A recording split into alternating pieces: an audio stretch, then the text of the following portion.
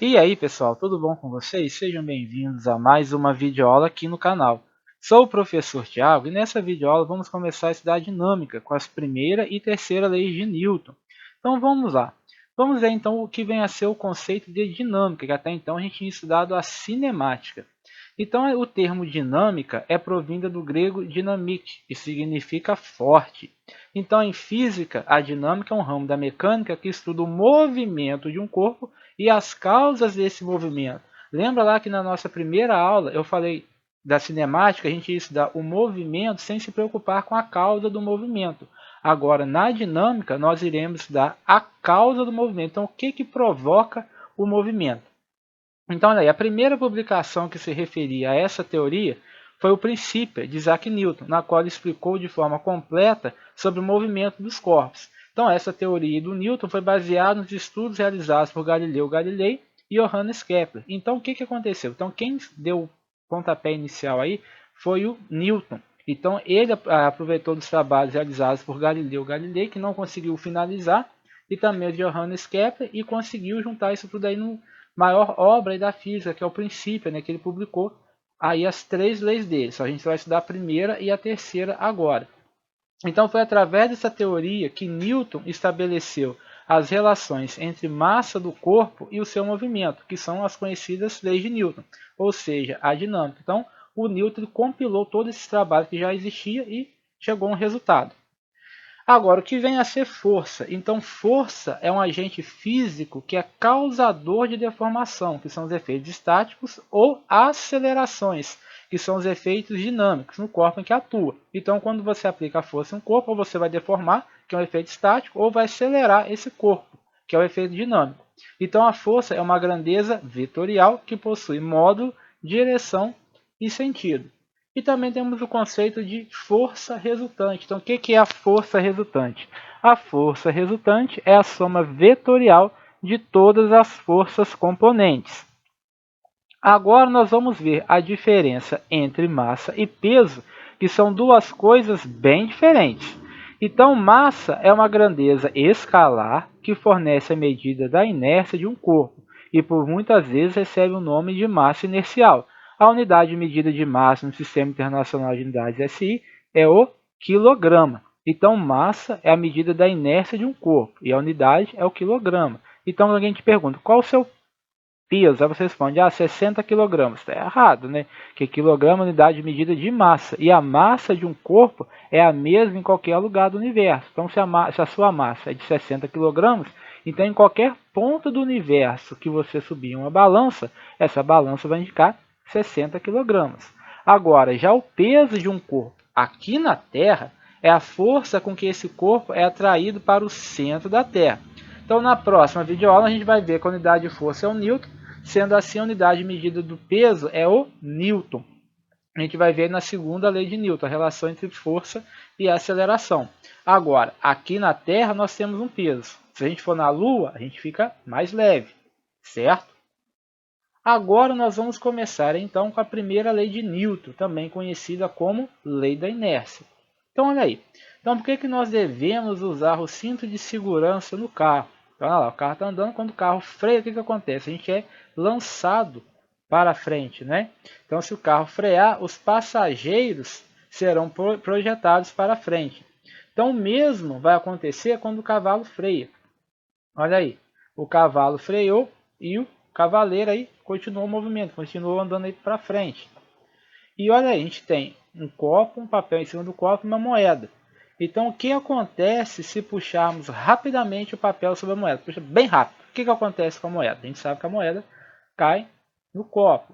E por que a gente sente um puxão quando o carro faz uma curva? Olha lá, o carro está fazendo uma curva, a gente sente um puxão. O carro vai para um lado, a gente quer continuar, a gente quer ir para o outro. Então, o que nós temos? Olha aí.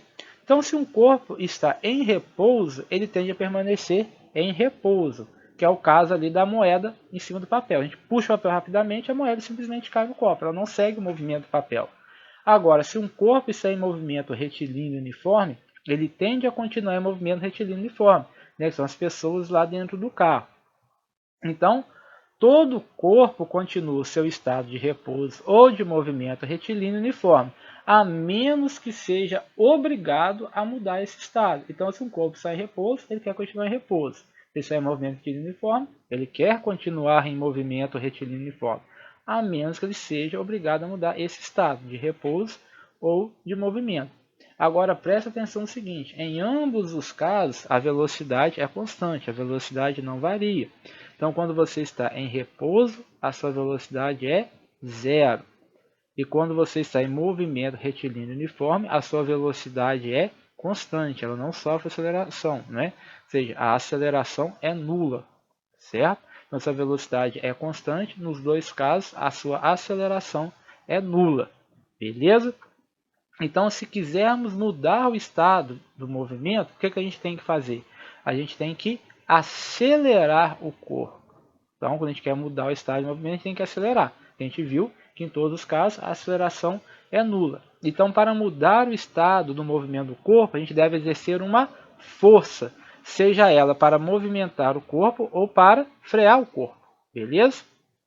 Então, o que a gente pode definir? Que a inércia é uma propriedade geral da matéria pela qual uma partícula que esteja livre de forças ou sujeita à ação de força resultante nula vai manter-se em equilíbrio. Ela mantém equilíbrio em repouso ou em movimento retilíneo uniforme, mantendo a sua velocidade vetorial constante. Então, a velocidade não varia, a velocidade é sempre constante. Então, a partir daí, a gente pode enunciar a primeira lei de Newton. O que a primeira lei de Newton nos diz? Ela nos diz que um objeto permanecerá em repouso ou em movimento uniforme em linha reta, a menos que tenha seu estado alterado pela ação de uma força externa. Então, guarda aí. Um objeto permanecerá em repouso em movimento retilíneo uniforme, né? A menos que tenha seu estado alterado pela ação de uma força externa. Então, um corpo só altera o seu estado de movimento se sobre ele for aplicada uma força externa. Então, vamos estudar o conceito de equilíbrio. Não confunda equilíbrio com repouso, beleza? Então, no equilíbrio, a força resultante é nula. Então, se a força resultante é nula, ou seja, se a sua aceleração é nula. Então, todas as forças que estão atuando no corpo, ou ela é nula, ou não tem nenhuma força atuando sobre o corpo. Então, o que a gente vai ter? Então, quando a força resultante é nula, a aceleração é nula, então nós temos o equilíbrio. Mas quais são os tipos de equilíbrio que nós temos? Nós temos o equilíbrio estático, quando a velocidade do corpo é zero, quando o corpo está em repouso em relação ao referencial. Em velocidade nula, a gente tem o que a gente chama de equilíbrio estático. Agora, quando o corpo está em movimento retilíneo uniforme, a gente tem o que a gente chama de equilíbrio dinâmico. Um exemplo disso é, imagina você andando em um trem em linha reta, com velocidade constante. Porém, esse trem não tem janela, ele é todo fechado. Então, você lá dentro desse trem, você não sabe dizer se o trem está em repouso, se a velocidade dele é zero, ou se ele está andando em linha reta com velocidade constante. Então, isso aí é que a gente chama de equilíbrio. Então, equilíbrio estático, velocidade igual a zero. E equilíbrio dinâmico, movimento retilíneo e uniforme. Agora, continuando aí, olha essas figurinhas aí.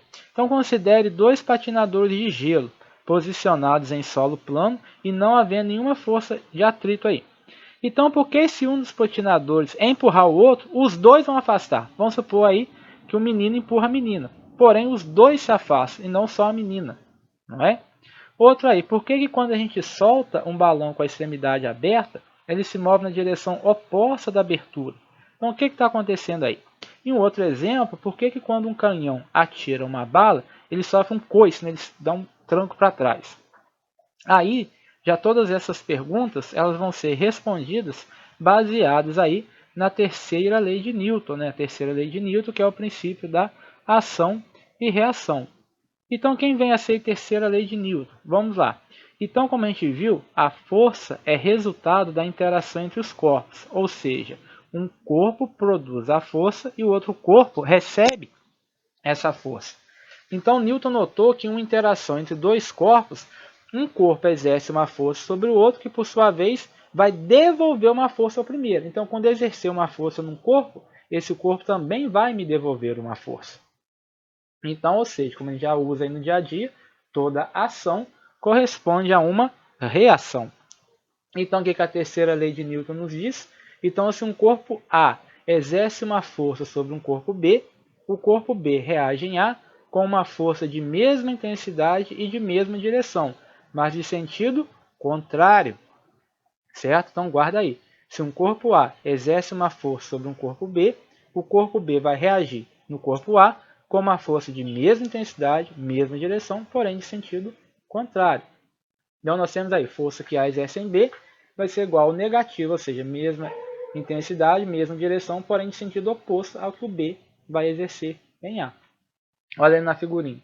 Nós temos no corpo A força que B exerce em A e no B força que A exerce em B. Elas são, o módulo das duas é igual, porém o que a gente tem?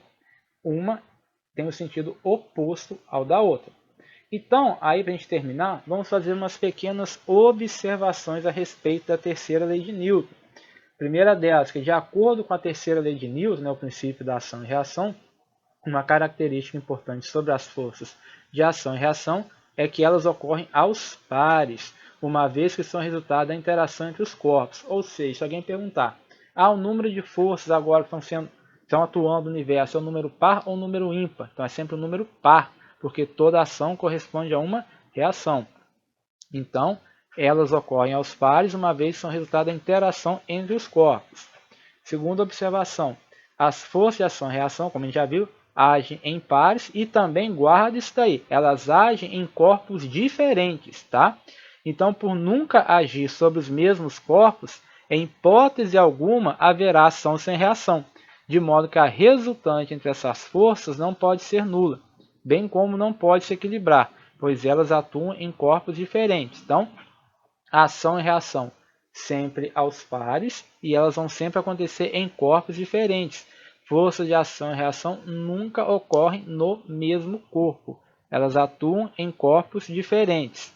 E por último aí, embora possuam o mesmo módulo, direção e sentido, as forças de ação e reação não produzem os mesmos efeitos. Isso acontece porque elas agem sobre corpos diferentes. Então, logo, as forças de ação e reação possuem efeitos distintos. A mesma coisa, se eu der um soco na parede, a parede vai reagir na minha mão com a força de mesma intensidade, mesma direção, em sentido oposto. Agora, quem é mais forte, quem tem uma resistência maior, a parede ou a minha mão? Lógico que a parede. Então, o dano na parede vai ser muito menor do que o dano que eu vou sofrer na minha mão, certo? Então, voltando ao exemplo dos patinadores aí. Então, por que os dois patinadores recuam, né? Então, quando um patinador empurra o outro, ou seja, a ação, ele vai receber uma força contrária de mesma intensidade, direção e sentido oposto, que é a reação. Como as forças são as mesmas, o patinador de menor massa sofrerá uma aceleração maior, ou seja, ele vai ter uma maior variação na velocidade.